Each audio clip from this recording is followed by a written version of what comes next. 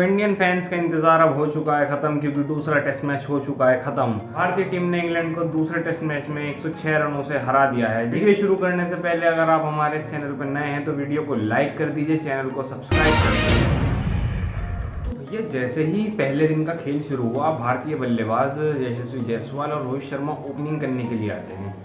जायसवाल काफ़ी attacking mood में दिख रहे थे। शुरू में वो थोड़ा स्लो खेले, लेकिन उसके बाद जो उन्होंने रन बरसाने शुरू किए हैं, जायसवाल किसी से नहीं रुके। लेकिन उनके पार्टनर रोहित शर्मा और भारतीय टीम के कप्तान भी हैं, रोहित शर्मा कहीं ना कहीं हमें दिखा के स्ट्रगल कर रहे हैं इंग्लैंड के स्पिनर्स पर। वो इसलिए क्योंकि विराट कोहली देखिए नीचे है नहीं, तो पूरी बैटिंग का जो इंडियन लाइनअप का पूरा जो जिम्मेदारी आप कह सकते हैं वो पूरी रोहित शर्मा के ऊपर है। रोहित शर्मा के ऊपर पूरी रिस्पॉन्सिबिलिटी है, क्योंकि आपके पास विराट कोहली है नहीं, केएल राहुल बाहर हो चुके हैं, जडेजा भी नहीं खेल रहे हैं, तो हम समझ सकते हैं कि रोहित शर्मा के ऊपर काफ़ी ज़्यादा प्रेशर था और इसी वजह से वो शायद डिफेंसिव खेलने चले गए और डिफेंसिव खेलते खेलते ही रोहित शर्मा आउट हो गए। अगले मैच में हो सकता है कि विराट कोहली आ जाए, तो हमें देखने को मिल सकता है कि रोहित शर्मा एक अच्छी और अटैकिंग इनिंग खेलें जिसके लिए वो जाने जाते हैं। उसके बाद बल्लेबाजी करने के लिए आए शुभमन गिल। शुभमन गिल को स्टार्ट तो अच्छा मिला, लेकिन गिल उसे एक बार बड़ी पारी में नहीं कन्वर्ट कर पाए।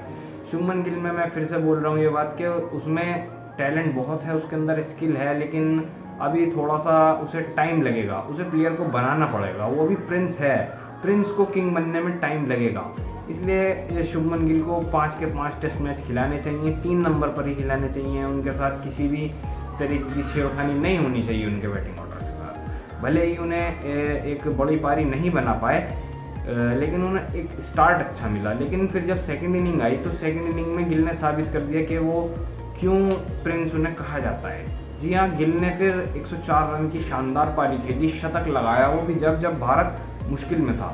ऐसे में अगर गिल आउट हो जाते तो शायद ये टेस्ट मैच हम नहीं जीत पाते, लेकिन शुभमन गिल ने वहाँ पेशेंस रखा और एक अच्छी इनिंग खेलते रहे। अक्षर पटेल के साथ उन्होंने एक काफ़ी अच्छी पार्टनरशिप भी लगाई और भारत को खतरे से बाहर निकाला। उसके बाद 4 नंबर पर कोहली तो है नहीं, तो बल्लेबाजी करने के लिए आए थे श्रेयस अय्यर। श्रेयस अय्यर को स्टार्ट अच्छा मिला था, लेकिन अय्यर कुछ ज़्यादा खास कर नहीं पाए। मात्र मामूली से 20-25 रन बनाकर वो आउट हो गए। करीब 27 रन बनाए थे उन्होंने, लेकिन श्रेयस अय्यर एक बार फिर से फ्लॉप रहे टेस्ट मैच में। उसके बाद बल्लेबाजी करने के लिए आए डेब्यूटान रजत पाटीदार। रजत पाटीदार ने कुछ अच्छे शॉट्स लगाए थे, अच्छे टच में रजत पाटीदार दिख रहे थे, लेकिन फिर रजत पाटीदार भी आउट हो गए। और उसके बाद आए भैया तुम्हारे अक्षर पटेल, वो भी कुछ देर टिके, फिर गए, फिर केएस भरत कुछ देर टिके और गए, रवि अश्विन कुछ देर टिके और रहे। लेकिन इस सब के बीच में जो एक ओपनिंग से गेम चल रहा था वो था यशस्वी जायसवाल का।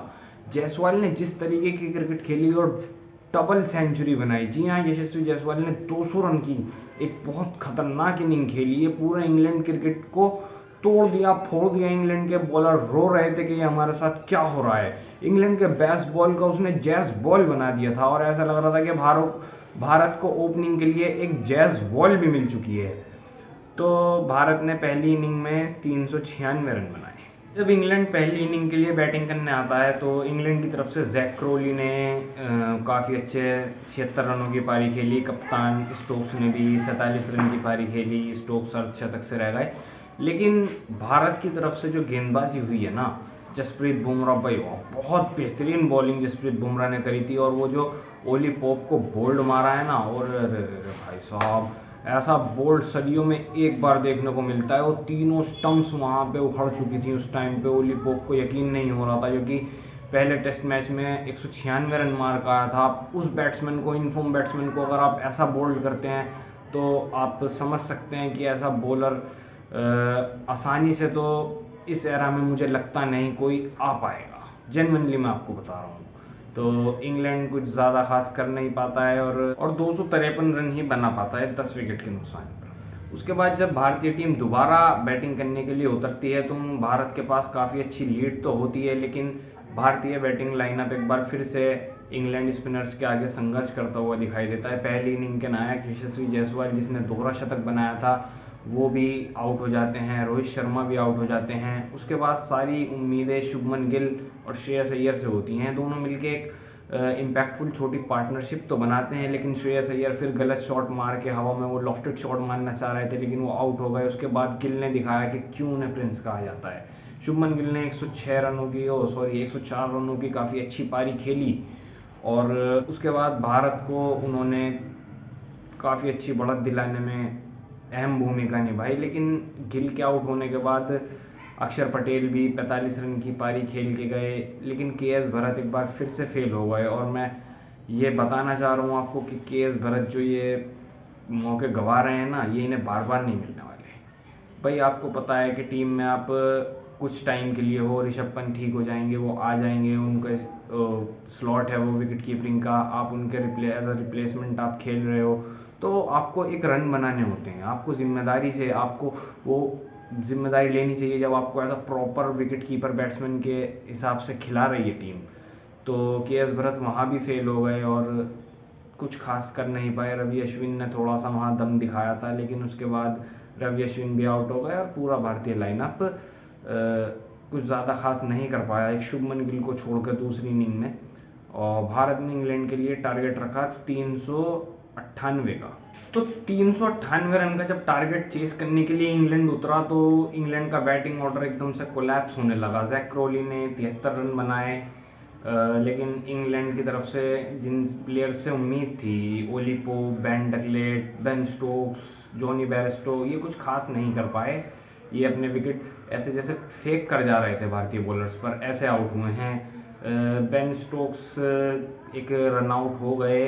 बाकी मुझे उम्मीद थी बेन स्टोक्स से कि वो एक मैच जिता सकते हैं, कम से कम वो मैच को इंटरेस्टिंग बना सकते थे उस टाइम पर, लेकिन वो अनफॉर्चुनेटली श्रेयस अय्यर ने डायरेक्ट हिट मारा था वो और स्टोक्स रन आउट हो गए। तो हो सकता है इसी फील्डिंग की वजह से श्रेयस अय्यर को तीसरे टेस्ट मैच में भी चांस मिल जाए।